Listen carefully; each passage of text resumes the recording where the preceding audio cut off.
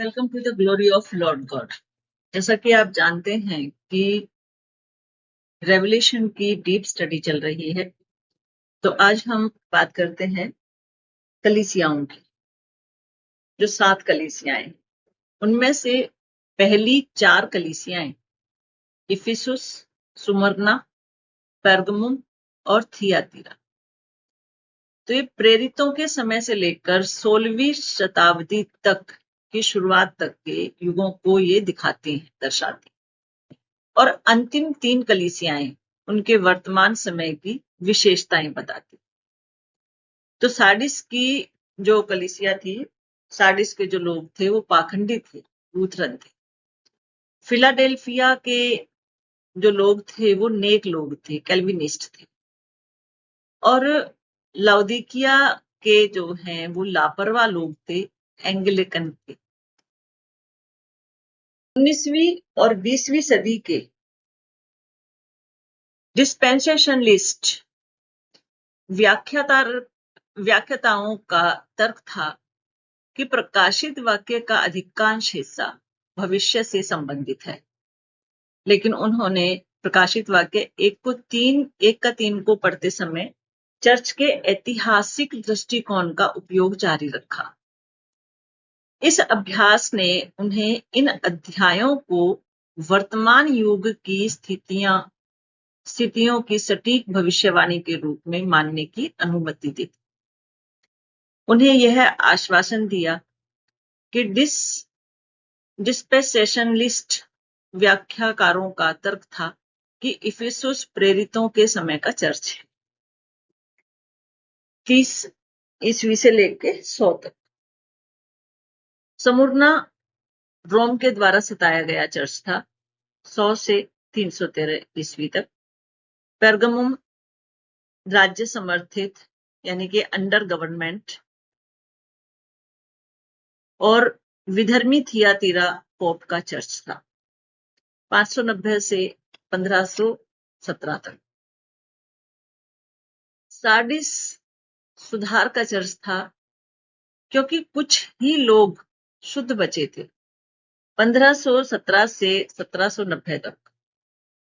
Philadelphia पुनरुत्थान और mission का चर्च था, 1790 से लेकर 1900 तक का समय। और लाउदिकिया आधुनिक समय का गुनगुना चर्च है। 7 संदेशों की साहित्यिक विशेषताएं, ये तो हो गई कि कौन सी कलीसिया कौन से समय तक जो है वो रही है और क्या क्या उसमें हुआ है। तो यहां पर पढ़ते हैं 7 संदेशों की साहित्यिक विशेषताएं। बाइबल के भविष्यवक्ता अक्सर ईश्वरीय न्याय की चेतावनी देते हैं। जो भी भविष्यवक्ता बाइबल के समय में हुए, सुनने वालों को पश्चाताप करने के लिए वो प्रेरित करते हैं। क्या कहते हैं कि भाई प्रभु के सामने पश्चाताप करो, और स्थिति के अनुसार उद्धार की आशा देते हैं कि तुम पश्चाताप करोगे तो तुम्हारा उद्धार होगा परमेश्वर प्रभु यीशु मसीह के सामने। तो प्रकाशित वाक्य 2:3 के संदेश भी इन्हीं बातों पर जोर देते हैं।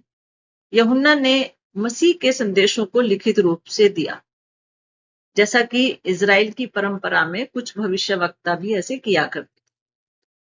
पुराने नियम में एलिया और यिर्मयाह के ऐसे पत्र भी शामिल हैं, जो प्रभु कहता है से शुरू होते हैं और जिनमें चेतावनी, प्रोत्साहन और वादे शामिल हैं। इसके अलावा बाइबल के कुछ भविष्यवक्ता किसी बात की शुरुआत में श्रोताओं का ध्यान खींचने के लिए प्रभु का वचन सुनो, तो इस वर्ड का जो है उपयोग किया करते थे।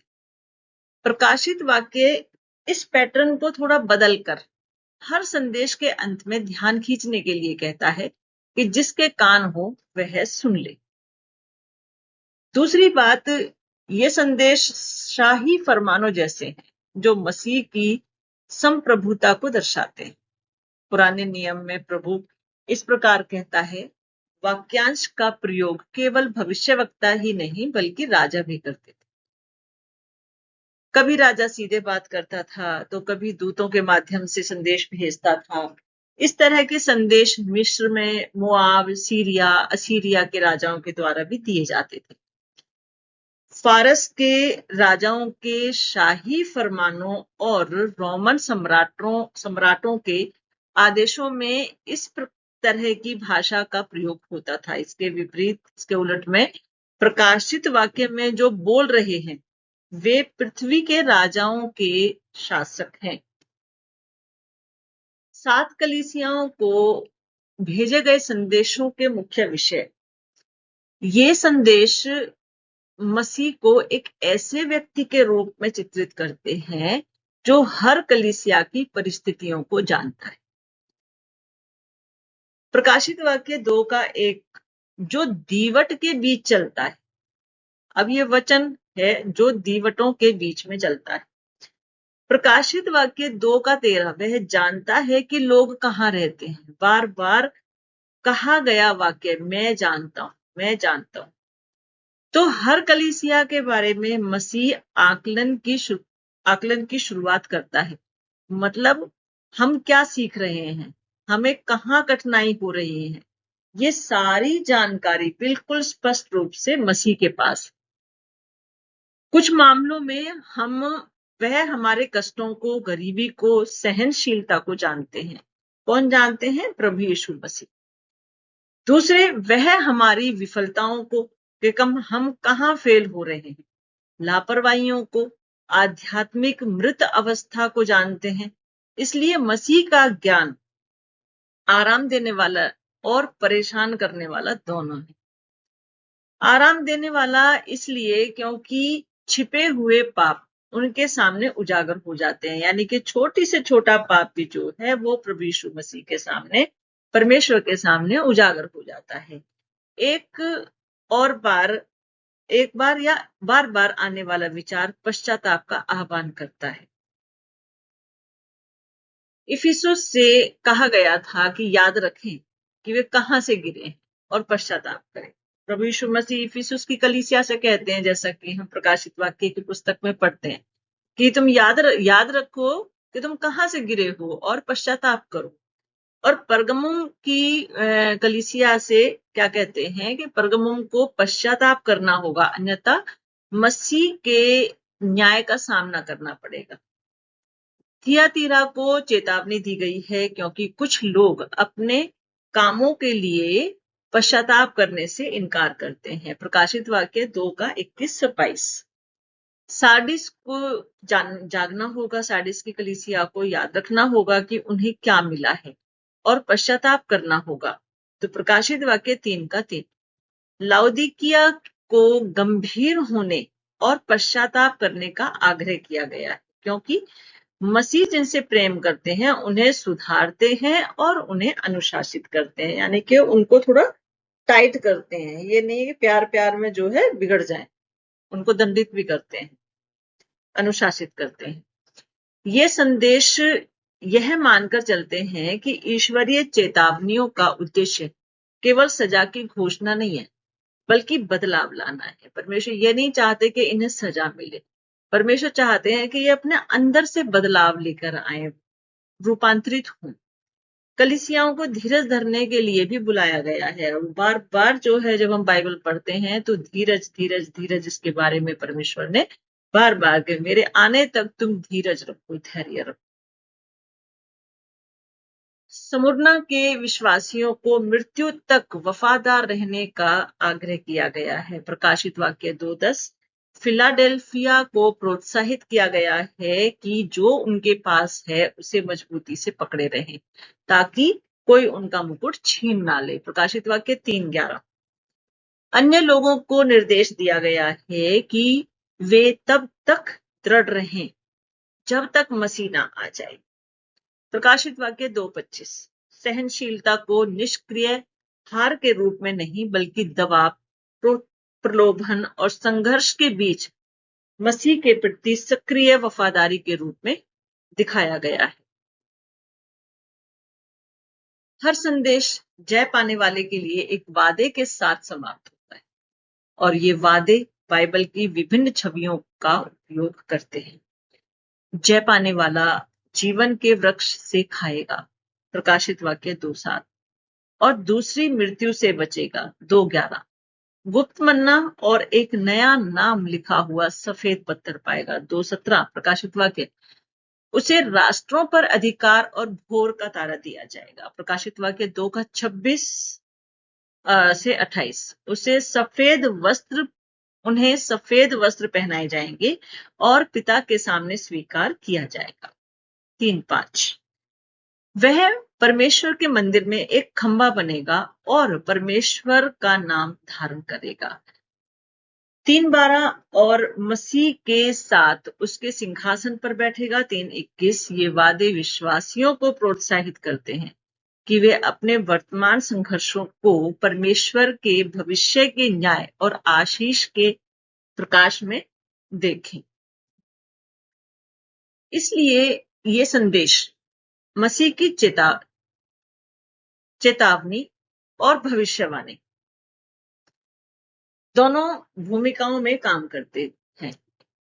वे एशिया माइनर के विभिन्न विशिष्ट समुदायों को संबोधित करते हैं और साथ ही वफादारी, समझौता, पीड़ा, पश्चाताप और आशा के स्थायी पैटर्न प्रस्तुत करते हैं, जो पूरे प्रकाशित वाक्य में उभरेंगे, जहां परमेश्वर के प्रति निष्ठा और सांसारिक दुनिया के साथ समझौते के बीच का संघर्ष और अधिक स्पष्ट होता जाएगा।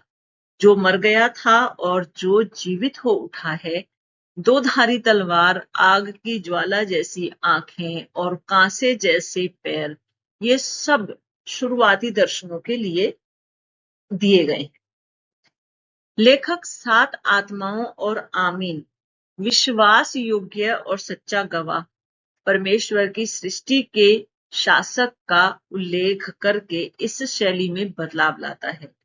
वह कुछ छवियों को भी बदलता है। मसीह को मनुष्य के पुत्र की बजाय परमेश्वर का पुत्र कहा गया।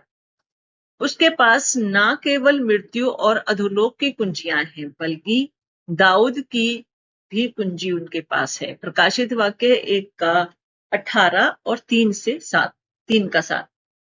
मसीह की झलक शुरुआती दर्शनों में दिखाई देती है। जब हम प्रकाशित वाक्य की पुस्तक पढ़ते हैं तो आपको उसमें महसूस होता होगा, लेकिन वे पूरी तरह प्रकट नहीं होते। 7 संदेशों के मुख्य भाग की सामग्री अलग अलग है। पहला है मैं जानता हूं, जिसके बाद कलीसिया के कामों या स्थिति का विवरण आता है। प्रकाशित वाक्य में मैं जानता हूं कहने वाले मसीही हैं, जो परमेश्वर की तरह मनुष्यों के मन और हृदय को जांचते हैं।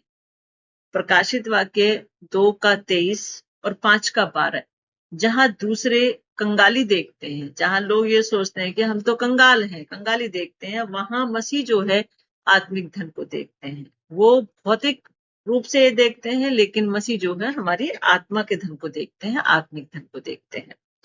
और जहां वे जीवन देखते हैं और वो जानते हैं कि वहां मृत्यु है। लोग समझते हैं कि हम तो अच्छा जी रहे हैं, अच्छा पहन रहे हैं, अच्छा खा रहे हैं, यही हमारा जीवन है। लेकिन परमेश्वर क्या कहते हैं कि ये तो मरे पड़े हैं, ये तो मृत्यु में है। तो ये प्रकाशित वाक्य 2:9, 3:1 और 17, 3:17। दूसरा, सातों संदेश प्रोत्साहन और सुधार ताड़ना के बीच एक ऐसा तालमेल विकसित करते हैं जो प्रत्येक कलीसिया के अनुकूल। इफिसुस, परगमुन और थियातीरा के संदेशों में प्रशंसा और दोष दोनों ही शामिल हैं। उनके विश्वास और धीरज के लिए प्रशंसा की जाती है और उनके प्रेम की कमी या झूठी शिक्षाओं को सहन करने के लिए उन्हें सुधारा भी जाता है। स्मुरना और फिलाडेल्फिया की स्थिति बहुत अलग है, जहां पाठकों की विरोधियों के द्वारा निंदा की जा रही है। इसलिए इन संदेशों में कोई अतिरिक्त सुधार शामिल नहीं, बल्कि पाठकों को धीरज रखने के लिए प्रोत्साहित किया गया है। प्रकाशित वाक्य 2:9-10 और 3:8 से 11। सार्डिस के कुछ विश्वास योग्य लोगों की प्रशंसा की जाती और लाउदिकिया के लोगों को याद दिलाया जाता है कि मसीह के सुधार वास्तव में उनके प्रति उनके प्रेम को प्रकट करते हैं। तीसरे संदेश में अक्सर चेतावनी या वादे के साथ मन फिराव का आह्वान शामिल होता है। इफिसुस की कलीसिया को अपने प्रेम की कमी के लिए पश्चाताप करना है कि भाई प्रेम की कमी हो गई, और परगमुम और थियातीरा के लोगों को झूठी शिक्षाओं को स्वीकार करने के लिए उनको पश्चाताप करना है। सार्डिस और लौदीकिया के लोगों को अपनी लापरवाहियों के लिए पश्चाताप करना है। प्रकाशित वाक्य 2:5 और 16, 21, 22, 3:3 और 19 ये चेतावनियां और वादे हैं जो मसीह के आने का संकेत देते हैं कि पश्चाताप किया गया या नहीं किया गया तो मसीह क्या कदम उठाएंगे, और ये चेतावनियां शर्तों पर भी निर्भर हैं। यदि पश्चाताप नहीं करते हैं तो मसीह उनके दीवट को हटाने, झूठे शिक्षकों के खिलाफ युद्ध करने या चोरों की तरह अचानक आकर उन्हें चौंकाने के लिए आएंगे। प्रकाशित वाक्य 2:5, 16 और 3:3 और 2:23, यदि वे पश्चाताप करते हैं तो मसीह इस तरह से नहीं आएंगे, और यदि लापरवाह लोग दरवाजा खोलते हैं तो वो जिन्होंने पश्चाताप किया है तो मसीह अंदर आएंगे और उनके साथ भोजन करेंगे। इसका अर्थ है कि यदि वो पश्चाताप नहीं करते तो वह उनके भोजन में शामिल होने नहीं आएंगे। 3:19 से 20। तो मसीह के लोगों, मैं ये वीडियो यहीं पर समाप्त करती हूँ। मिलते हैं जल्दी ही एक नई वीडियो के साथ। तब तक सबको जय मसीह की। प्रभु हम सबकी रक्षा करें।